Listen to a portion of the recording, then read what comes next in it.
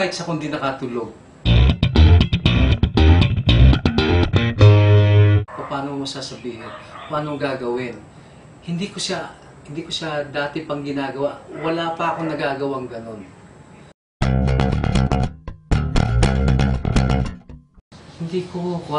Talagang hindi ko maisip na magagawa ko ba to? Andun ang fear. Sobrang fear.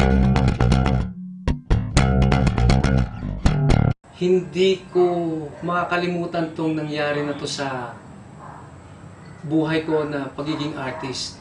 Ito ay isang mahalagang bahagi sa buhay ko na gagawa pala ako ng ganito. Yung mga dating nakabaon sa utak ko, na ilabas ko uli, nakita ko yung katotohanan ba? I don't know if it is the truth or mga images lang yun sa utak ko.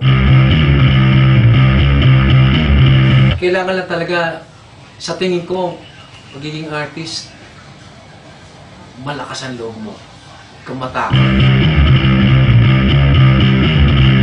To simplify things but without being simplistic. Andun yung lalim, andun yung aesthetic. Ganon. Simple lang po. Ito po ay pagtitipon-tipon ng mga naniniwalang maganda ang sining na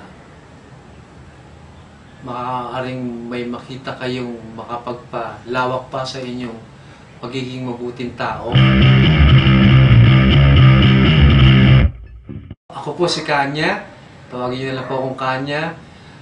Ini-invite ko po kayo maka-attend o mapanood ang aking kakaibang show